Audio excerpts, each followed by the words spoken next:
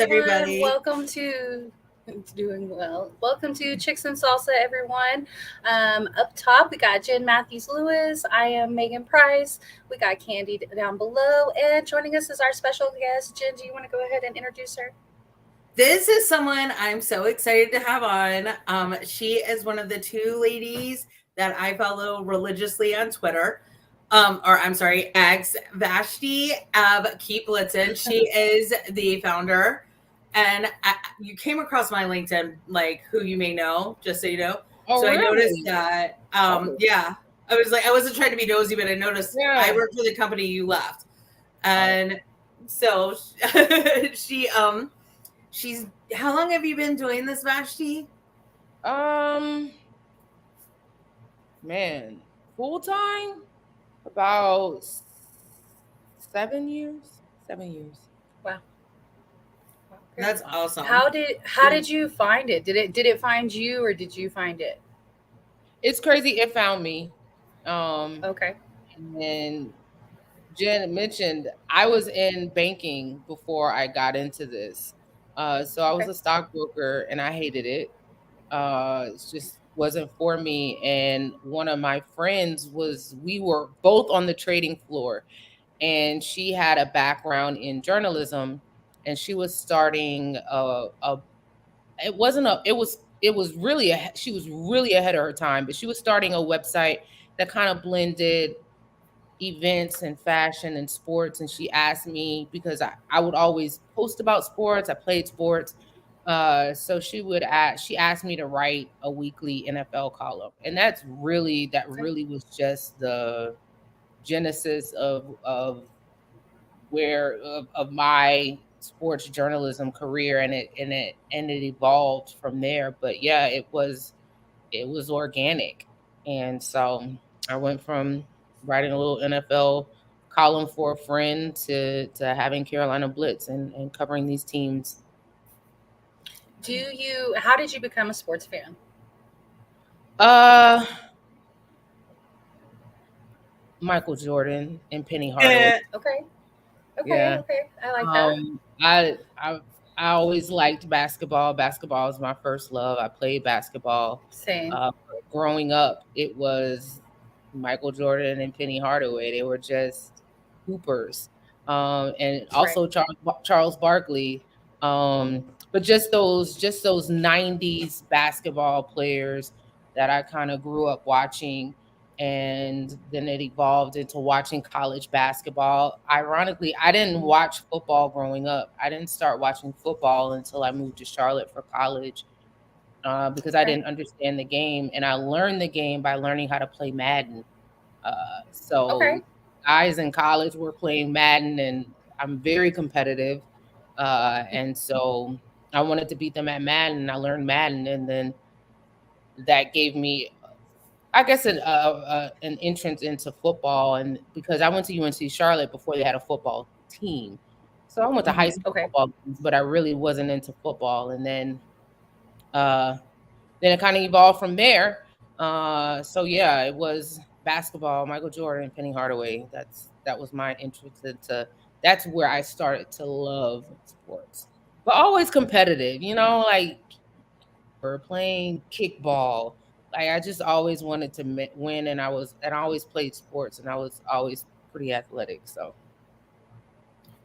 That's Okay. awesome. Yeah. And so, tell us exactly like what you do now. Like, explain to the listeners like what's on your business card exactly. What do you do right now? yeah, I'm founder and editor in chief of Carolina Blitz. So it is Okay. a sports website dedicated to bringing a fresh and different perspective when it comes to sports, or in North Carolina specifically. So we Mhm. cover the Carolina Panthers, the Duke Blue Devils, UNC Tar Heels, NC State.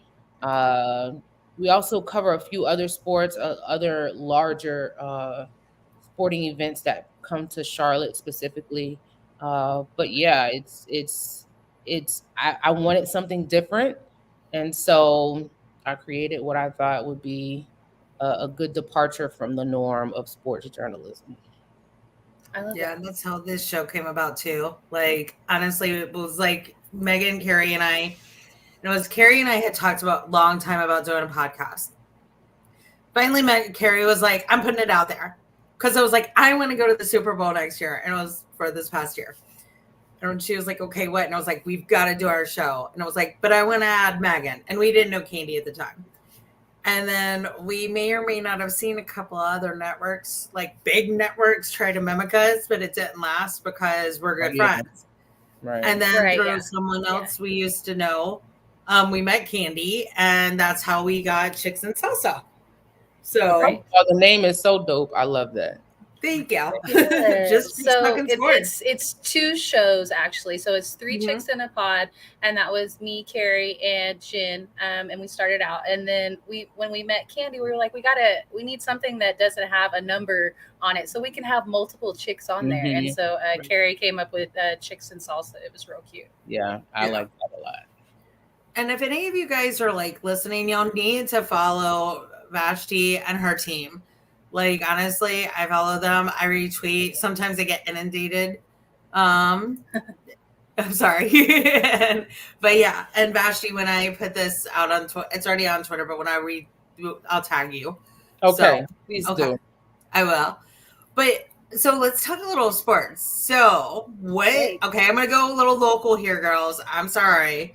But I'm kind of excited because I never get to talk Panthers at all. So what do you think of the changes today that happened with like Martinez? I really don't have any thoughts on that. You know, he was a guy who in the locker room admittedly had a dad bod like 6 weeks ago and kind of got a phone call after Shaq went down and started entering into training.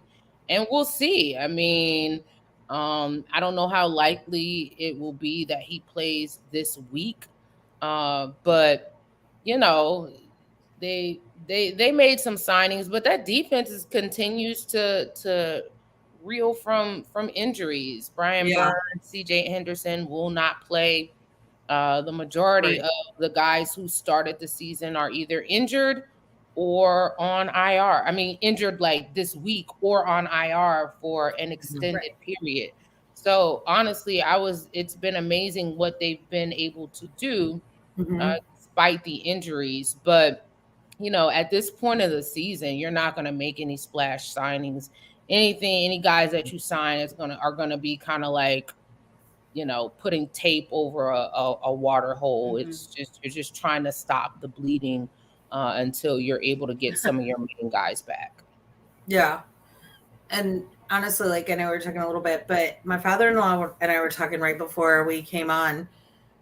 Sunday's game was actually a lot more even than people realize until like the end. And then honestly, like the Colts just kind of were a little mean. But I mean, I kind of get it. I hate to say somebody was a little mean, but that's not very articulate either. So, but Megan's like, no, it's not. So, I don't know. I've been there. Okay, so I'm a Cowboys fan, and so how I even got to owning my own podcast was I started the podcast that we met on. I started in 2020, and so that was the season that Dak broke his leg. So by the time like November hit, I was like, I am so sick and tired of talking about the Cowboys, and I started a basketball podcast right then and there. So I understand what y'all are going through as a Panthers fan for sure. I mean, I'm a Rangers fan also, so like we had decades of oppression. Hey, Mike, they may beat us tomorrow, but it's Thursday night that counts. Well, you know, Mike is he's Chicago media, so he's always gonna rep the Cubs. He's definitely WNBA media as well. So he's always repping the Chicago Sky. So he's dedicated to his teams. Y'all gotta take it a little bit. We understand. No, that's fine. And I don't hate Tepper. I kind of want him to be a little more hands off because I think he's almost too hands on. I know Jerry Jones. Jerry Jones. Well, Jerry Jones is definitely too hands on. He's the extreme. I think there's always been speculation as to how hands on Tepper is.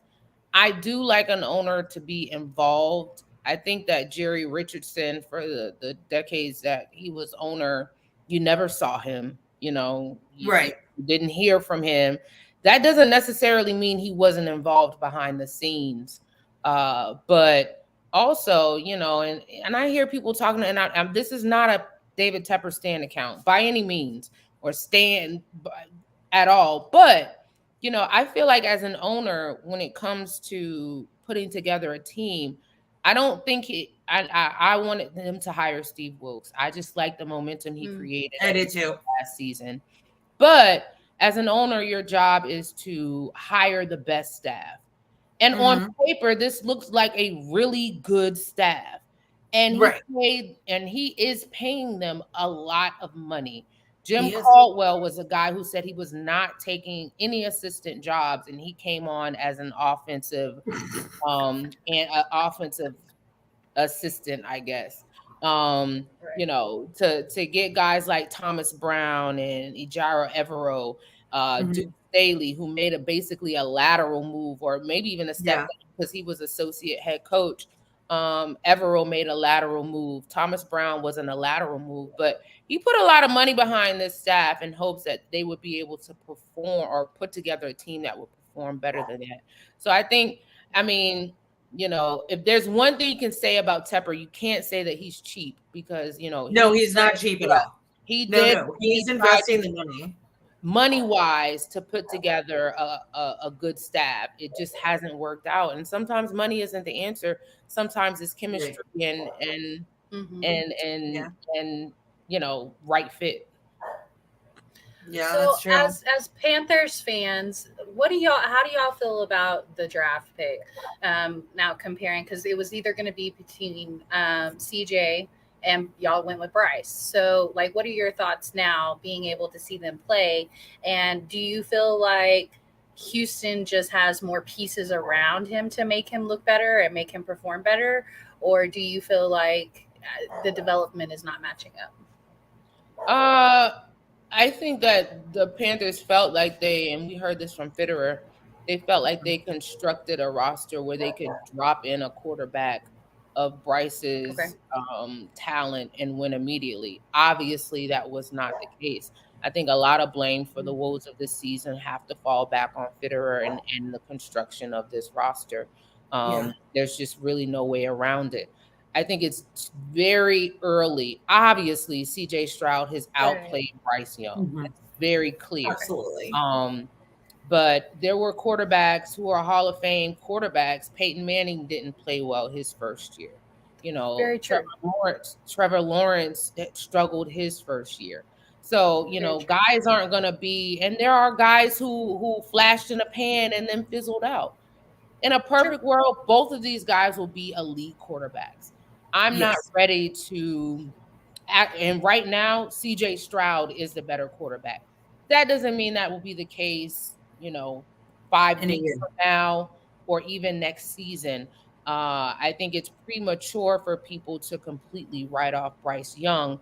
But I do understand when you have the two guys who are vying for that number one pick and one is clearly outplaying the other, the urge to compare the two and potentially write one off. But I think it's too early for that. And then also, the Carolina Panthers were used to Cam Newton. Cam Newton came in and was playing lights out. Sure.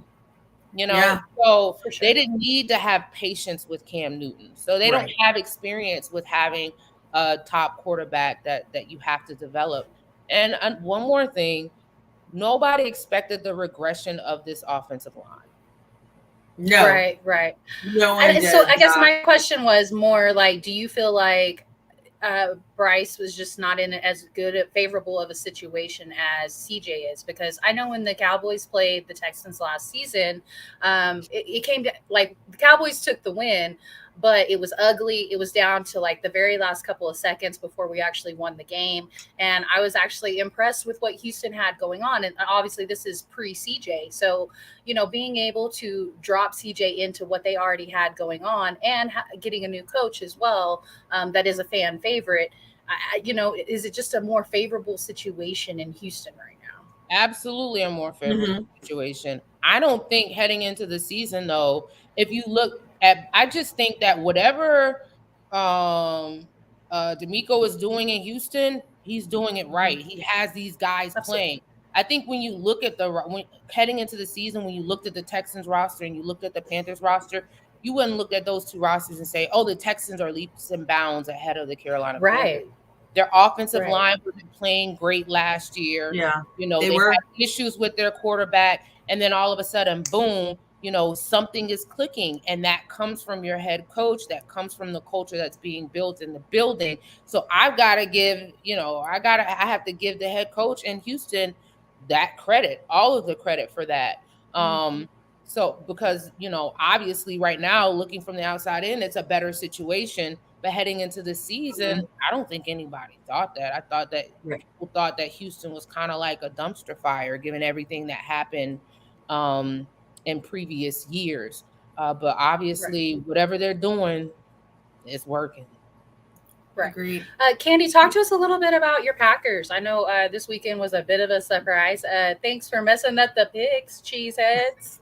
I think everybody had kind of ridden us off. And I think Right. everybody forgets when Aaron Rodgers, the first year that Aaron Rodgers was in the league or played, he was doing almost the same as Jordan Love has. So, and Brett Favre the same way.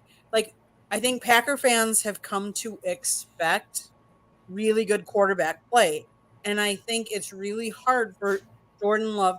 Now, if you look at how the Packers played last year with Aaron Rodgers and with veteran receivers, and we still didn't, do very well. We didn't make the play. Right. But so now you take away all those veteran receivers and you only have first, second year guys. We're the youngest team in the league, and you expect them to perform at the same level that Aaron Rodgers was, and you're comparing them to, and you can't. It's a growing period. Now, is Jordan Love the answer? He's missed a lot of throws, but then again, he's not in. I'm not positive that Matt LaFleur is the coach to develop a young quarterback. He did not have to do that with Aaron Rodgers. So we don't know how he does developing young quarterbacks and young receivers. So I put a lot of the blame on him and for some of the play calling, because I honestly think when you have such a young team, you almost have to, and I hate to use the phrase, but like dummy down the offense. And it's got to be more. And our offensive line has really stunk. And if you aren't protecting your quarterback, how do you expect him to do well? So it's hard because as Packer fans, we're not used to this. We're not used to losing to the Lions and everybody else. We're used to, doing better. But I think it's a growing period. Do I think that Jordan Love is the answer? I'm not sure. I'm not convinced yet. Okay. And I'll wrap up the Cowboys game a little bit, but just since we're going to cover all our thanks for messing up my pick. Also, y'all. Thanks. Yeah, well, it was a rough week for the one time I actually picked your Cowboys. Thanks. Look, we were in it until the very end. Now I'm not gonna, I'm a Cowboys fan. I'm not gonna run from the fact that we lost to our biggest rival. It was a game, though, that I hold my head up about. I think there was a lot of good that came out of it. I felt like there were obviously some mistakes. Dak made a few mistakes. A few others made some mistakes, the tight end. But they were not mistakes that I don't think anybody else in the league could have made on any given day. It was just one of those that it was like, dang, he stepped back. He stepped out of bounds. It was just simple things that you really cannot sit there and unless you're in game time action and have the same pressure that you have in game time, you're not going to be able to practice that. And so it's just one of those things that you have to learn from in real game time. Dak played great. Obviously, it was not. No, I'm not going to put this loss on Dak. I have a feeling that's my friend Dom, and it's just not showing. I think Dom is the one who's doing. Watch your mouth. I'll see you December 30th. I'll see you on go December to my 30th. page or Megan's page to comment, because for some reason it's coming over as Facebook user. Right. Yeah. And now I will say I didn't really expect to win the division, to be honest. I think the Eagles on paper look like a much more complete team than us. And you can't take away the fact of their record. They have one loss. You can't take that away from them, but they are not the way the way in which they are winning is not super impressive. They are winning, but it's similar to Alabama only having one loss. Like the way that they're playing this season, it still kind of feels off a little bit, and that's how I feel when I watch the Eagles. And it's an unbiased opinion about that. It's not me, the Cowboys fan, saying that. That's me, the analyst. Like, okay, they are winning, and you can't take that away, but they weren't impressive wins. They struggled both times with Washington. They struggled with New England. And then they struggled with us. I do think we're a above average team, but San Francisco is supposed to be a similar tier type of team, and they blew us out, So I don't know that I necessarily feel the same spark from Philly that I do last season. And what surprised me the most in that game, because the last season and a half, the Eagles have not really been able to close out the second half, right? They're getting most of their Jen, numbers. Hold on 1 second. Let me answer the. Let me address this. I did not compare Dallas to Bama. I compared Philly to Bama. Dom, calm down. Dom, put the vape down, baby. He's our resident. He's one of our 2 residential Lions fans. Right. I compared Philly to them. Wait, what does that mean, Dom? What did he say? I didn't understand the last part of his comment. Bama has won championships and right, and Dallas does not. Okay. Yeah. Okay. It's fine. I was talking about Philly.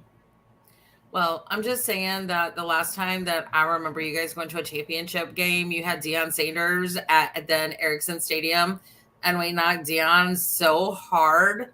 He was knocked like 6 days from Sunday, and he pretty much refused. Y'all cannot bring me down with the Cowboys talk. The Rangers just won the World Series. It's fine. Hey, I'm gonna see it. I'm gonna see it in my lifetime. I'm gonna see it. So I got to see the Rangers win a championship. The Cowboys will win one in my lifetime. Do you know what I did for you, Megan? I actually looked on YouTube because I hate commercials, so I pay for premium.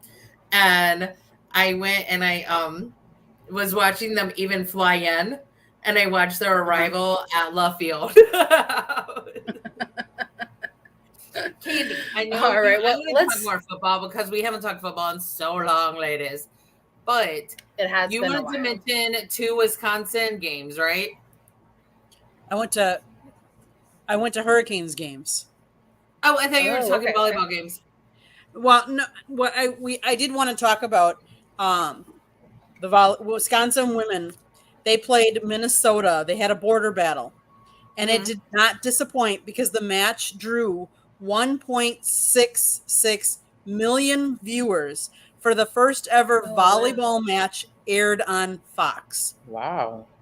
So that was back on October 29th. So women's volleyball and women's sports is growing leaps and bounds. And I'm so happy to see that the major networks starting to put and give us respect. Yeah. Right. Yeah. So did anybody check out Twitter yesterday as the women's game started for women's college basketball? Like we all know the hype that's coming off the WNBA championship. People are paying attention. People are talking, whether it's negative or positive. Well, going into this basketball season, we've already seen some amazing upsets already. The reigning defending champs got beat by Colorado University last night in pretty dominant fashion at that. Definitely kind of looked like the champs weren't doing much in off season. Ladies were modeling, and it just looked like Kim is going to have to come down hard on them LSU girls. Not that Colorado is not a good opponent. Now they went into the Sweet 16 in the tournament this past March, and they were ranked going into this game number 20. So I think it was just a oversight on LSU's part. USC came in and beat Ohio State. They upset them. Juju, we've been waiting to see what she was going to do. I think most of us that are watching girls ball, we've been waiting to see what she's going to do in college. Also, yes, your name is showing up, Dom. Yes, Dom. we're seeing South Carolina post Aaliyah Boston era. She moved on to the WNBA, and we were all kind of curious of what is Dawn going to do, and she has definitely put together a team that looks electric. They played the Notre Dame ladies in Paris yesterday and beat them by almost 30 points. So just a really dominant fashion, and not to knock Notre Dame because they have an excellent coach and they have a possible national player of the year for them in Olivia Mills. So, but it is the first time in 11 years that we are seeing Notre Dame without a Mabry sister. So that's going to be kind of different for them. What did you ladies see in the basketball start yesterday? I watched Vashti's Twitter a lot because I was doing some other stuff. That's okay. Vashti, what did you see? I watched Vashti putting on blast there. I watched the South Carolina Notre Dame game.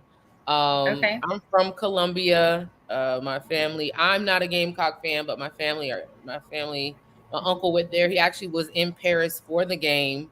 Awesome. But and I talked to him about it, and apparently there was this chatter about because they lost four-year starters with Aaliyah Boston. I forget the other Cook. Yes, Cook. Bria. Right. So they lost those women, and there's one more. Yeah, there was 4. There was apparently the chatter has been that this was going to be a rebuild for them. But they came out and made a statement against Notre Dame. And Malaysia Fulwiley, I think, she had a move that Magic Johnson said on Twitter was the best basketball move he's ever seen. A reach.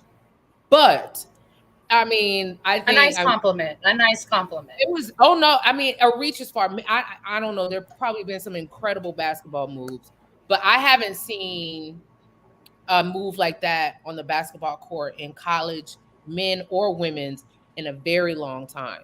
So, and she's just a freshman, so she has a quickness. The way she's able to get to the cup off the dribble. She is going to be nice. She's going to be potentially one of those stars that we watch, like we watched last year with the Bayou Barbie and what's the other young lady? Caitlin, right? CC. That's Caitlin. right. So, but yeah, it's good. It's good to see women's basketball get attention. And I was just saying, like, I gotta cover more of it myself. I get bogged down with the men's stuff, but shout out to women's sports. Shout out to the Gamecocks. Yeah, because I know, like, I know we're talking women's sports, but like, I was a competitive swimmer, so like, women's swimming has always pretty much gotten a lot of TV time my entire life, pretty much. Just like women's gymnastics, ice skating, and that's not why I chose it, but it kind of chose me. But I'm just so glad that women are finally getting the props in media that they deserve. So yeah, I can't talk today. I'm gonna shut up now. Back to Candy and Megan and Vashti. No, you're fine. How important is it for the how important is it for Kathy Engelbert and the WNBA to capitalize off of the excitement and the momentum that is growing off NCAA women's basketball? Because, like, for example, yesterday, how many upsets did we have? Caitlin Clark had 19 points in the first quarter yesterday. Now, it was against FDU, don't get me wrong, but 19 points in that first quarter. Like, she shouldn't be allowed to do that.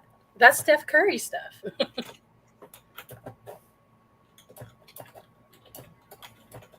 So thoughts on how important is it for the WNBA to build on that?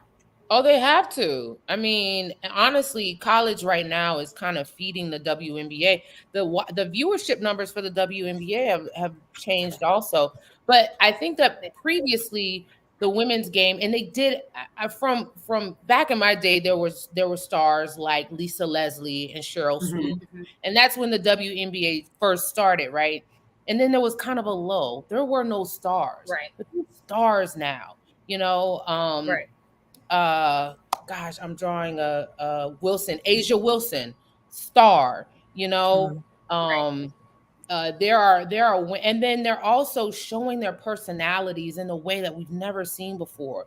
Up on the podium, having fun, showing their fits. I think they're actually freer to show who they are, or even maybe even more comfortable to show who they are, and that allows us to see them authentically. And so the WNBA, I think they definitely are benefiting and have to continue to benefit from the interest that all of this is garnering. And by saying that too, I think that when you say that they're able to be themselves more authentically, and I think NIL pushes that too. They're able to, like, Haley Jones, she did her NIL deal was with a hair company, something that mattered to her, you know. And I think that that's something that the WNBA has to move towards as well, because it is obvious, like, okay, go look at draft night, look at how some of their top stars are made to dress, and we know that's not them, you know what I mean. And who they choose to highlight, there's definitely a certain bias in that. And you know, I think that they have to definitely incorporate what the NCAA is doing, and it pains me to say that, because y'all know I'm not a real big fan of what how the NCAA treats their student athletes. So I think that now NIL is starting to promote them being able to handle their careers in the best way that they think is for them, you know, instead of the NCAA making billions upon billions upon billions of dollars off of these student athletes, and they're giving them a, you know, half a scholarship or something like that. So, you know, it's something. Go ahead.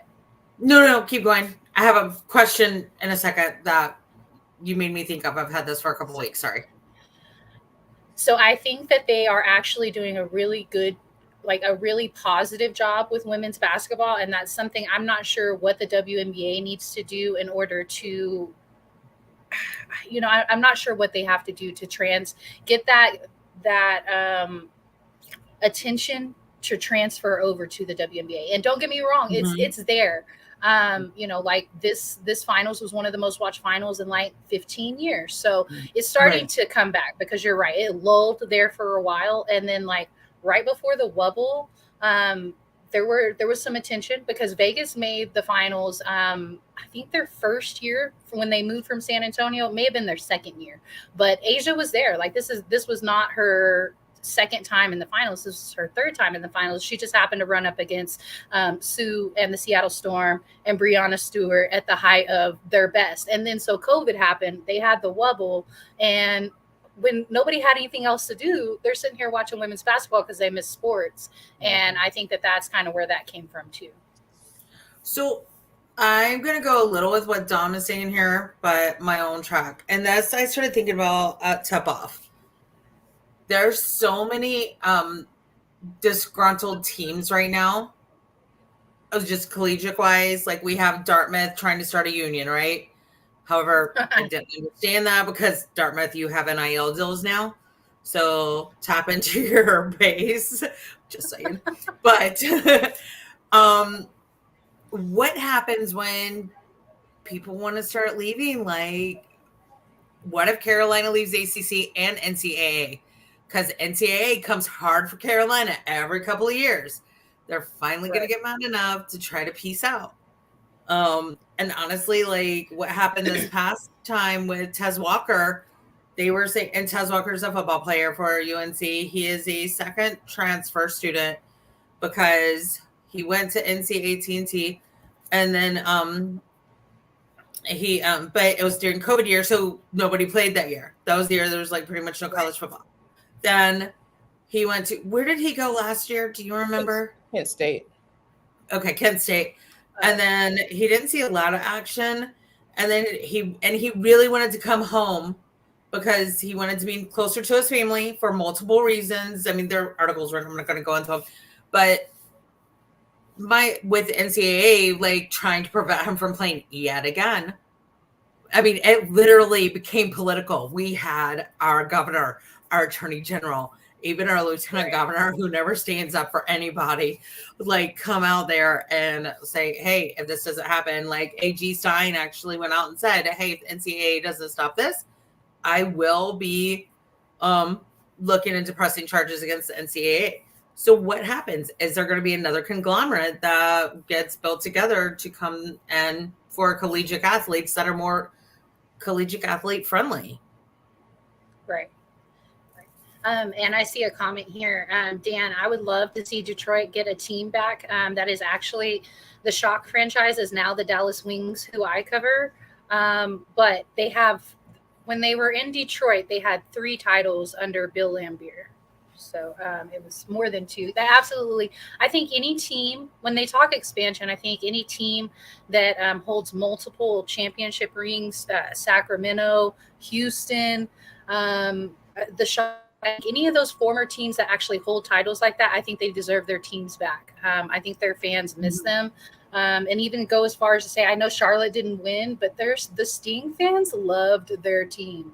They were very dedicated. So when we talk expansion in the WNBA, I hope that they start to consider that. I do think that they want to go to where they can succeed. And so I don't have a problem with them picking the Bay, but I think they should always, when you pick a new one, I think you should revive one of the old teams too, as long as they hold multiple championships. And I kind of wonder if ladies, we'll try it. Sorry. Right. No, you're fine. I think that's going to wrap it up for us today. Did you have anything else, Jen? I can't speak tonight. You guys know I usually do a better job than that. But it's like my Ritalin did not take a hold this morning when I took it. You should have heard me on my meetings or work. It was about like this. Finally, I just put myself on mute, started trying to pay attention. So I apologize. But if everybody will give a shout out to Vashti. Check her out at Keep Blitzing. I have her X Twitter handle right there. If you guys follow me, I follow her as well. And let us know if you guys have any questions or any topics you want to talk about next week.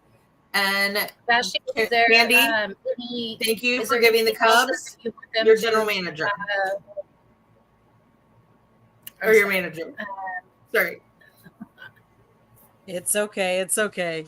I mean, he took the money and he wanted a new challenge. That's what Craig Counsell is saying. And depending on what fan base you are or who you are will determine what you think of him going to the Cubs. I mean, all I'm going to say is you really can't give him too much grief. All of us would go, if someone was going to pay us how much more money, and if he needed a new challenge, he needed a new challenge. Am I disappointed? Sure. But there's the whole spectrum. There's people that would tell you about Counsell and say, hey, he's a great regular season manager, but he never got us over the hump. We've lost so many playoff games in a row that it's unbelievable.